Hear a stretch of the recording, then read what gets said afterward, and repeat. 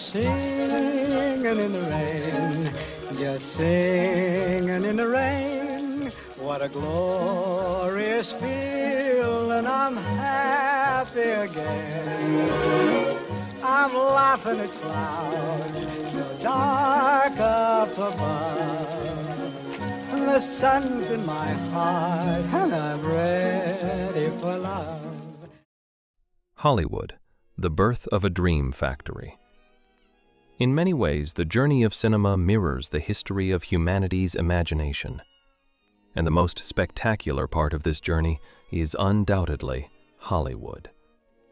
Hollywood has always had a sparkling public image, yet its darker side remained carefully hidden for years.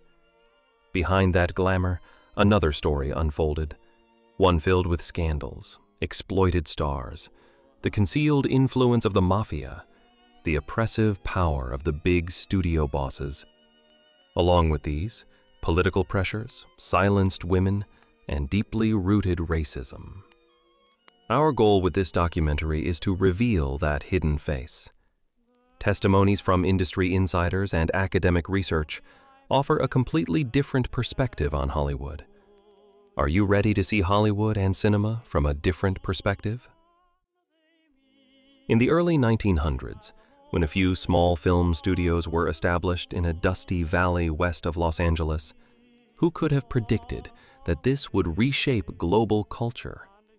In reality, the Hollywood fairy tale began as a narrative of escape. At the beginning of the century, cinema was still a new invention, but Thomas Edison's patents had trapped filmmakers in a strict monopoly. So a group of independent producers fled west to sunny California. Here, land was cheap, and no one cared if the films were unauthorized. Old California, made in 1910, is known as the first film completed in Hollywood. Then film production companies, in other words studios, such as Universal, Paramount, Warner Brothers, Metro-Goldwyn-Mayer, and Columbia were established. The 1920s were the golden years of silent films. Charlie Chaplin's melancholic humor, Rudolph Valentino's charm, and Greta Garbo's gaze captivated the world. However, behind the scenes that appealed to the human spirit, a world shaped by studio pressure, censorship, and fear was taking form. Then came the sound film revolution, with The Jazz Singer in 1927, changing the course of history. In the third chorus, I whistle. Now give it to him hard and heavy. Go right ahead. Toot, toot, tootsie, goodbye. Toot, toot, tootsie, don't cry. The little choo-choo train. But this innovation ended the careers of many silent film stars. Audiences wanted to see a more real world with sound. The arrival of sound gave cinema a new sense of realism and turned Hollywood into a massive industry. By the mid-1920s, about 50 million Americans went to the movies weekly. That is, half the country's population was sitting in front of a screen once a week. Film companies were making unimaginable profits. During the Great Depression, cinema was an escape for the public. As American cultural historian Otto Friedrich noted, cinema became happiness you could buy for the price of a ticket. During World War II, Hollywood became a propaganda machine. The subsequent Cold War opened a troubling chapter for filmmakers with the communist hunt. But during the same period, cinema experienced an artistic breakthrough. Figures like Alfred Hitchcock and Orson Welles transformed making films from a purely industrial endeavor into something with cultural depth. In the years that followed, television emerged, then digital technology. But Hollywood managed to reinvent itself each time. In the 1960s, as the traditional studio system disintegrated, new Hollywood rose, more free, more personal, more daring. A new generation of directors, creators like Kubrick, Scorsese, and Coppola challenged the system. Today, Hollywood continues to be both an industrial and artistic center. Its scope ranges from AI to CGI, from the big-budget Marvel universe to independent cinema. So, what lies behind this colorful facade? Art or a perfectly packaged illusion? If we lift the veil on Hollywood, what do we really see? Let's explore the answer to this question together. This documentary covers a very broad period of history. That's why we've divided our story into two parts. First, we will look at the birth, rise, and first cracks of Hollywood, the stars, scandals, big bosses, and the Mafia. In the second part, we will delve even deeper. The political side of Hollywood, its CIA connections, inequality towards women, and of course, racism. So, let's begin. The glamour of Hollywood was dazzling, yet its shadows ran deep.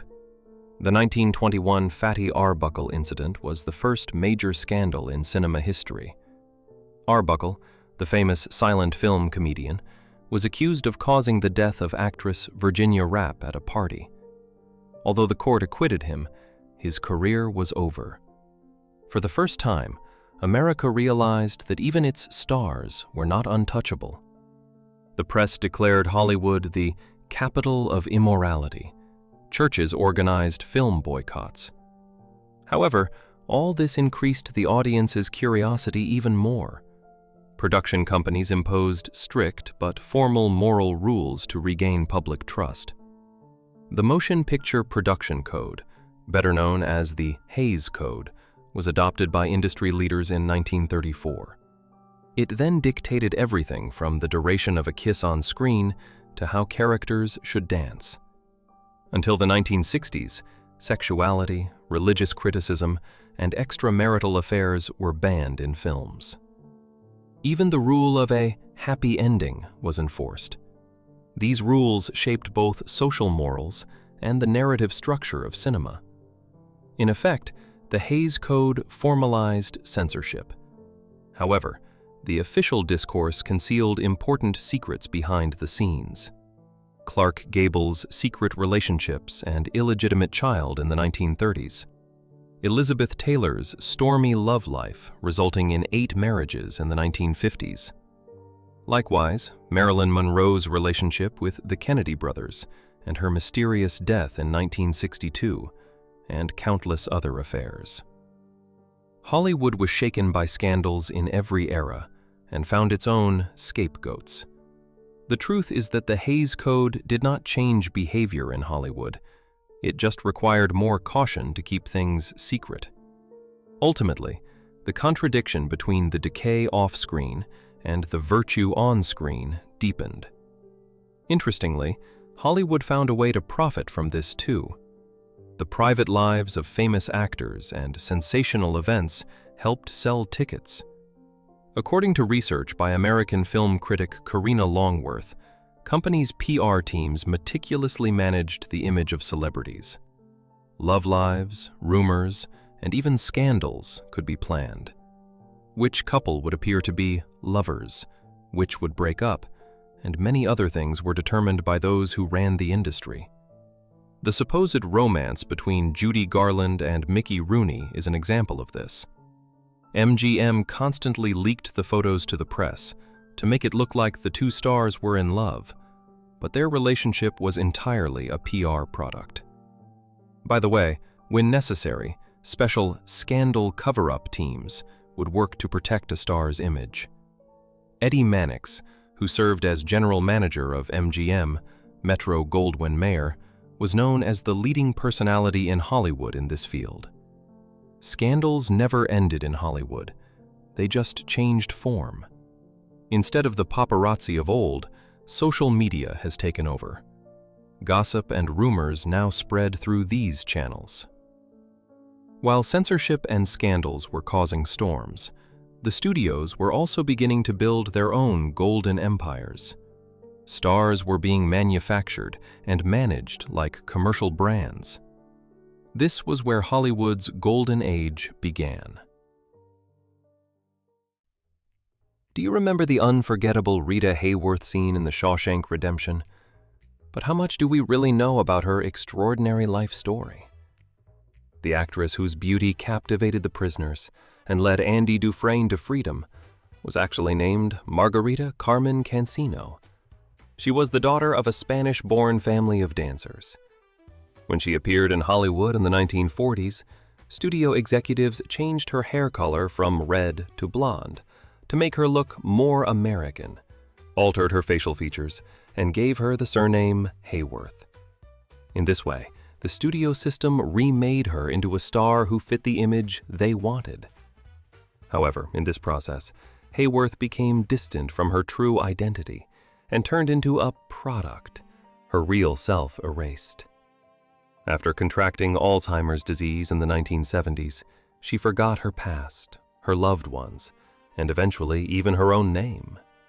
For this reason, critics interpreted her life as the story of a woman who lost her identity twice. This is just one of the tragic stories of the celebrities created and ultimately destroyed by Hollywood. So what caused these tragedies?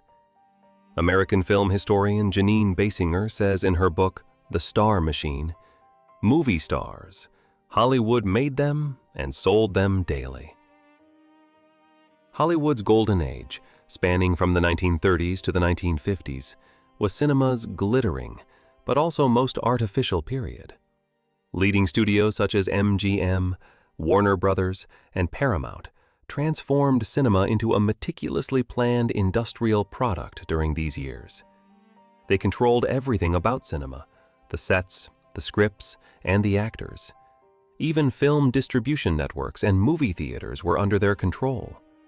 7-year contracts turned artists into the property of their employers. They were forbidden to appear in other films without permission. When MGM boss Louis Mayer told actresses and actors, "You are part of our family," he was actually trying to conceal these corporate and financial chains. Let's make a small note here.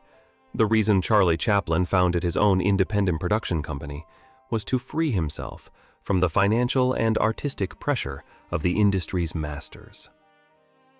The major film companies had organized Hollywood as a world with its own rules, hierarchy, and closed social networks.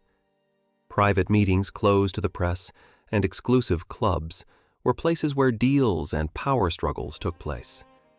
Which roles an actor would get, whose career would be promoted or pushed into the background, was often decided within these closed networks. Hollywood essentially operated behind the lights and red carpets, driven by political, economic, and personal power dynamics. Studios managed celebrities like brands. Greta Garbo was asked to be mysterious.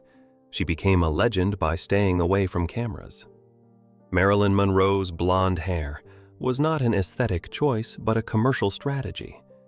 Every interview with Ava Gardner was censored by MGM. The names of screen icons, their smiles, even who they would date were planned. This is how Norma Jean became Marilyn Monroe, and Archibald Leach became Cary Grant. During this period, illusion replaced reality. The purpose of this system was to make the audience believe in a dream. Humphrey Bogart, Audrey Hepburn, and others were elevated to enduring myths. Women wanted to be like Ava Gardner. Men wanted to look like Clark Gable. James Dean's defiant gaze and rebellious stance became the symbol of a generation's desire for freedom. The actor, who died young, was just one of many who shone brightly within the system and then faded quickly. The American dream appeared to spill beyond the screen and into daily life. And the stars were the living representations of this dream: beauty, success, love. But this dazzling order also had a heavy price.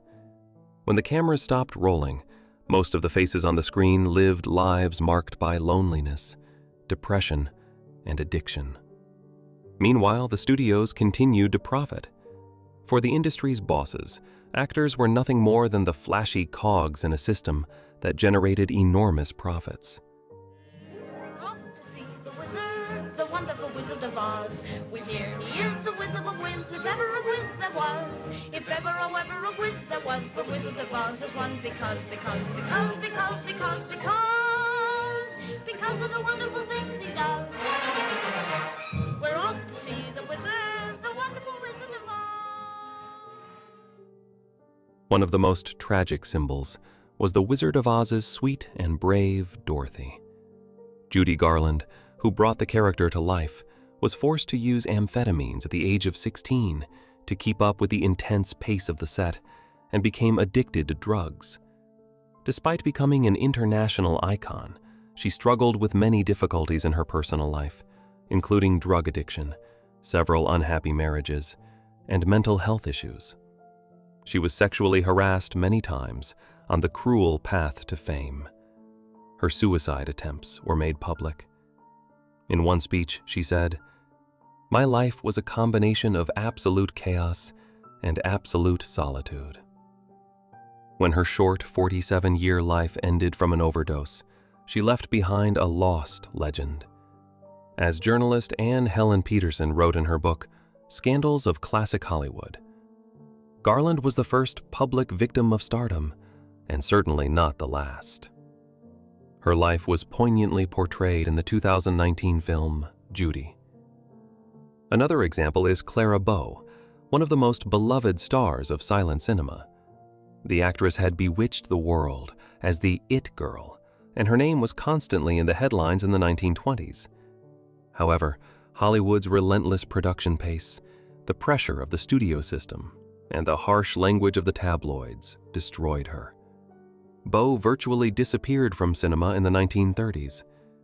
Today, many people know Marilyn Monroe, but Clara Bow's story has been forgotten. The 1950 film Sunset Boulevard was a movie that dealt precisely with these painful realities.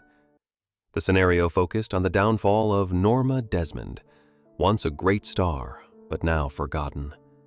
The movie powerfully illustrated how the stars were used up and discarded by the system, and how technological and period changes could wipe out cinema workers overnight.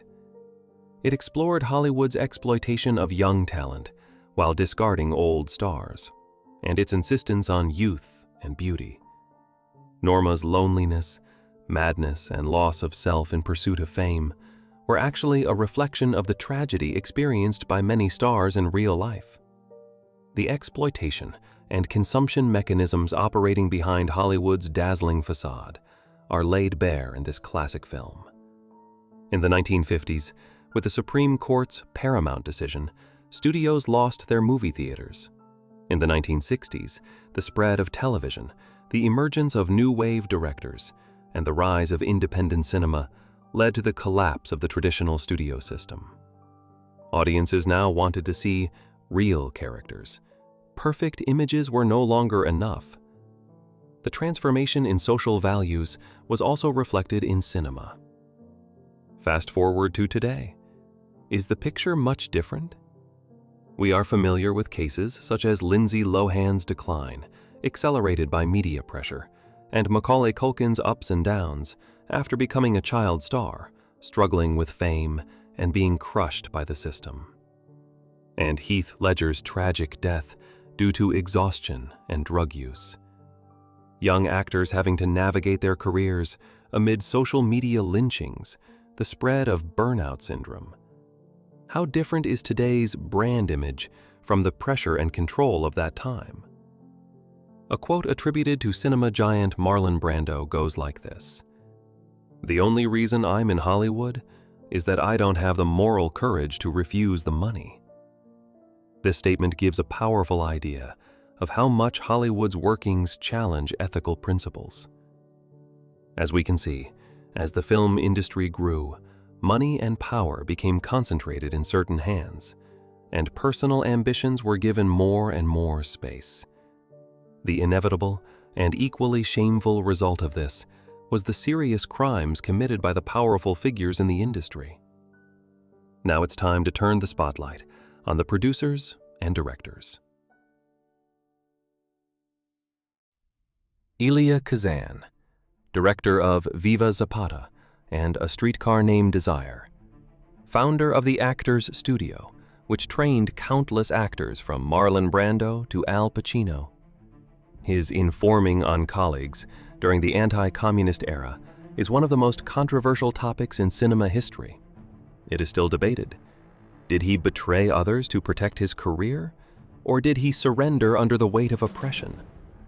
Perhaps there is no single answer to this question, but one thing is clear.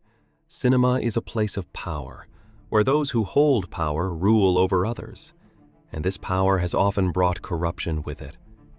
That's why scandals involving those who run the industry in Hollywood are not just gossip, but also structural signs showing how the system works. Let's continue with other events that have gone down in cinema history. We have heard of the Cecil B. DeMille Award, given at the Golden Globes. DeMille, whose name was considered important enough to be given an award, was one of Hollywood's powerful figures, with blockbuster productions such as The Ten Commandments. However, what really sparked controversy was his political stance. In the late 1940s, he played an active role in spreading anti-communist investigations throughout the world of cinema, and attempted to label directors ideologically and exclude them from the industry. This oppressive attitude led to strong opposition from important figures such as Frank Capra and John Ford. A serious debate erupted in Hollywood. Alfred Hitchcock is remembered as much for his obsessions as for his genius in cinema. Vertigo and Psycho undoubtedly changed the history of cinema.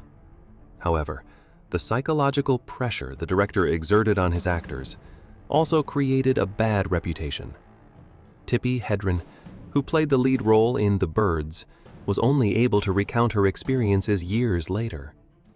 The actress revealed that Hitchcock developed an obsession with her that bordered on madness, and that when she rejected his advances, he made her life a living hell, both on and off the set.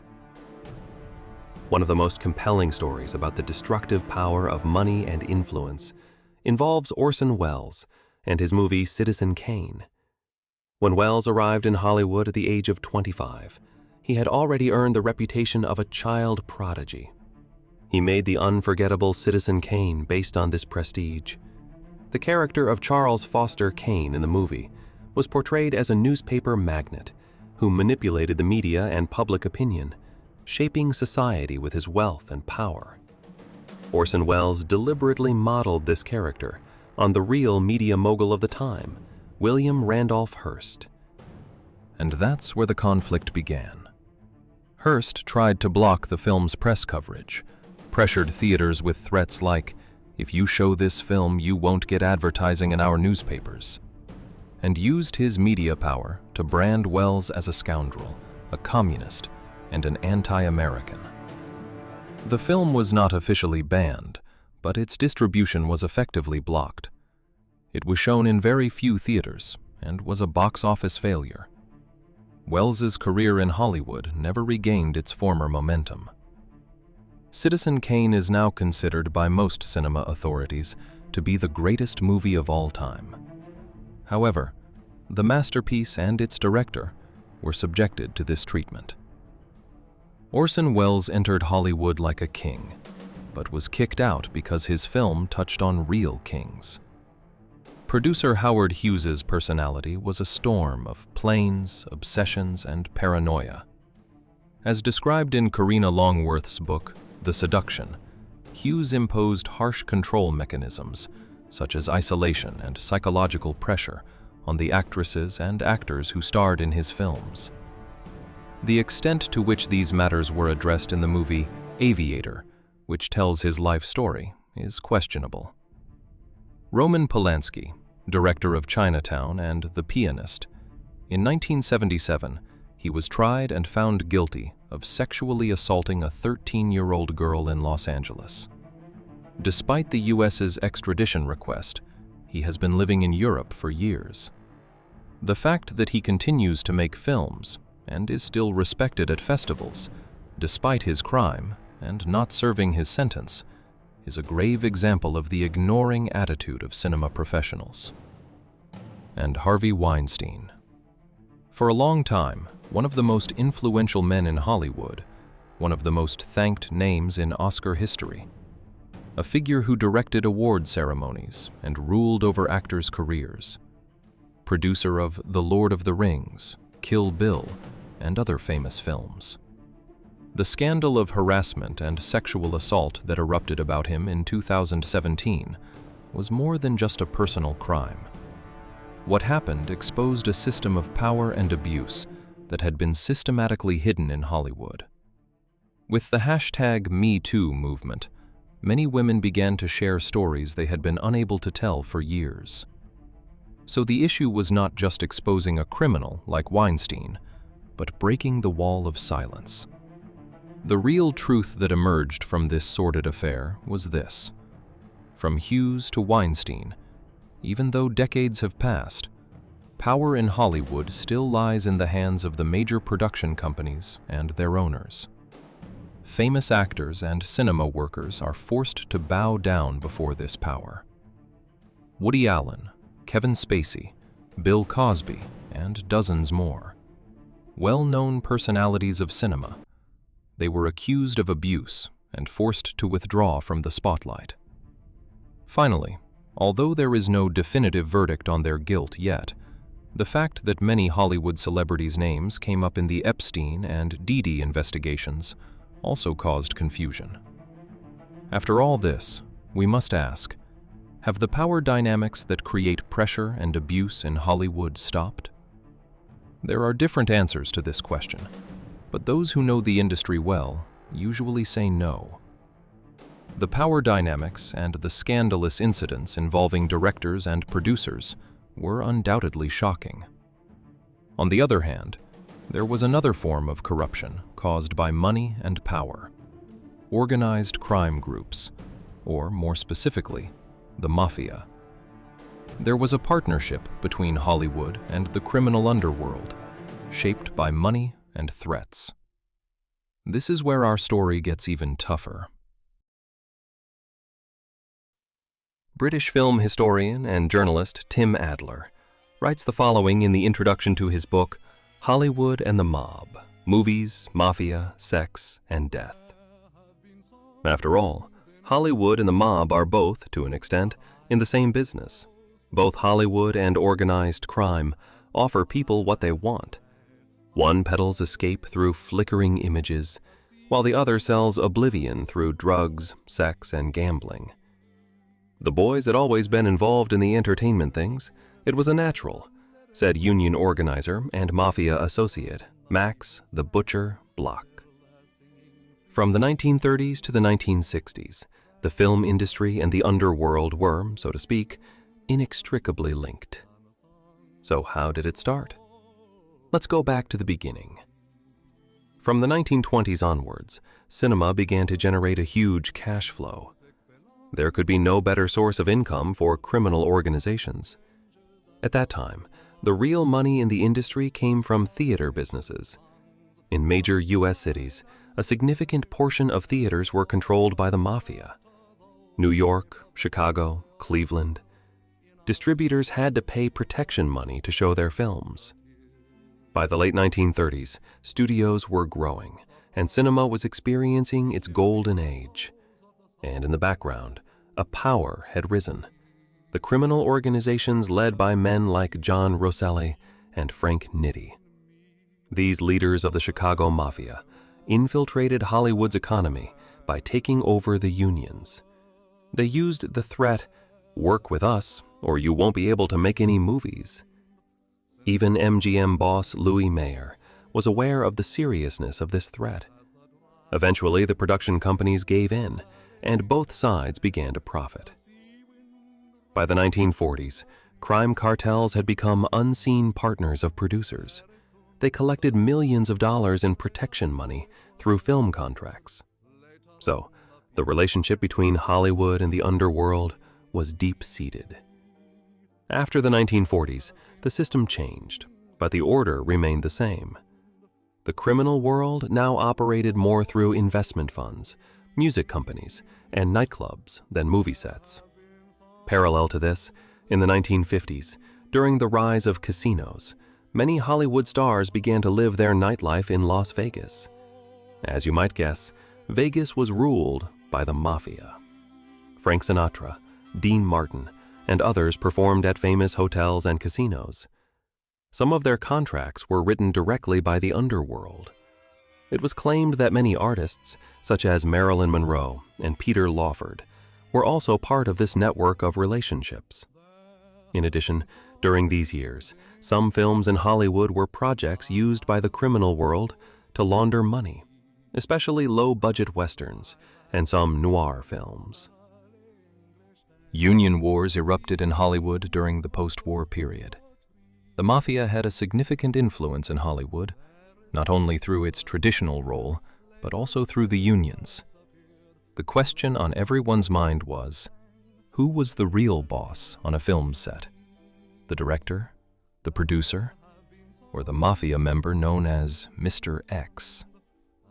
In the late 1940s, one of the influential unions in Hollywood, the IATSE, was controlled by John Rosselli, a Mafia leader known as Hollywood Johnny in Los Angeles. Rosselli ran the Los Angeles branch of the Chicago outfit, the Chicago Crime Organization, and brought the unions of stagehands, cameramen, and stuntmen into his own network. Rosselli was convicted during these years for extorting large sums of money from Hollywood celebrities. If a producer wanted to make a film, they had to pay a contribution to the union. This contribution did not benefit cinema workers, but went into the coffers of criminal groups and the union leaders who were closely associated with them. Studio executives knew this, but complaining meant risking the accidental sabotage of projects. Controversial union leader Jimmy Hoffa turned the network of Mafia-linked unions, such as Teamsters in the film industry, into a money laundering operation. The truth is that union-Mafia relations were a widespread problem in America. But for now, let's just highlight the part relevant to our topic. In the late 1950s, the FBI launched covert operations documenting Hollywood's ties to criminal circles. However, due to political pressure in Washington and concerns about damaging the industry, most of the investigations were shelved. FBI Director Hoover's famous statement, "There is no organized crime in America," was interpreted as a concrete expression of the intertwining of the underworld with politics, and moreover, of its protection by those in power. The final period of the life and death of the Mafia leader John Rosselli, aka Hollywood Johnny, whom we mentioned earlier, also tells us a lot. In the mid-1970s, the Senate's Church Committee was investigating the CIA's illegal activities. During this period, Rosselli testified, revealing the intelligence agency's plans to assassinate Fidel Castro and its relationship with criminal organizations. This caused great panic, both in intelligence circles and in the underworld. Despite claiming to have received threats, Hollywood Johnny continued to speak out, saying, "I have nothing to lose." In 1976, Rosselli disappeared, and a month later, his body was found dismembered inside an oil drum near Miami and identified by fingerprints. The perpetrator was never found. The most likely reason for his murder was seen as Rosselli's exposure of the CIA Mafia collaboration and his knowledge of too many secrets. And the legendary movie, The Godfather. Made in the early 70s, the movie could not stay out of this relationship. The Mafia initially threatened the production of The Godfather. Kieran Connolly's book recounts the events. Joe Colombo, invited to read the movie's script, made his main concern clear before even finishing the first page. The word Mafia must not be used in the film, and this word is never used in the trilogy. No, you're not very far. I wish you'd hurry, 'cause I'm inclined to worry. These arms of mine are open, hoping you'll appear. Where are you, dear? Come out wherever you are. One of the most famous names of the Mafia-Hollywood relationship was the velvet-voiced Frank Sinatra. Sam Giancana, one of the bosses of Chicago's criminal circles, played a significant role in the advancement of the young Sinatra's music and film career through his financial and power support. His connections to the criminal underworld were no secret and filled hundreds of pages in FBI files. The fact that Sinatra got his role in From Here to Eternity, thanks to pressure from the Mafia on the producers, is etched in cinema history. Remember the "offer you can't refuse" scene in The Godfather? Mario Puzo, author of the Godfather novel, was inspired by Sinatra when creating the character Fontaine. In a 1972 interview, the author revealed that Sinatra had insulted him because of this resemblance. Meanwhile, Sinatra also became close with the Kennedy family in the 1960s. Indirect support from criminal circles played a role in this acquaintance. Although this relationship ended after Kennedy became president, the incidents made the links between the Mafia, Hollywood, and politics even more visible. Sinatra's life was at the center of this triangle. The Cotton Club incident in the 1980s brought Hollywood's bleak side back into the spotlight. It was tied to money laundering and violence. Roy Radin, one of the investors in the Cotton Club movie, was brutally murdered in the California desert. Robert Evans, one of the producers of The Godfather, Love Story, and Rosemary's Baby, was the last person to see the victim and ended up in the defendant's chair. Ultimately, it was revealed that a series of individuals and producers linked to criminal organizations were behind the murder. The investigation exposed how Hollywood was used to launder money during that period. What about today? Can we say that the Mafia has completely disappeared? The FBI and other federal agencies continue to conduct financial audits and investigations into the film and television production industry in the Los Angeles region today. Money laundering, investment fraud, financial schemes, and other crimes are under investigation. Some traces never disappear. Yes, we conclude the first part of our story here. We now know that Hollywood's history is not just about glamorous galas and red carpets. In the second part, we will look at the political pressures in Hollywood and the CIA's reach into cinema, as it did everywhere else. And we will see the most painful examples of discrimination against women and black people. See you in the second part, which we will publish very soon.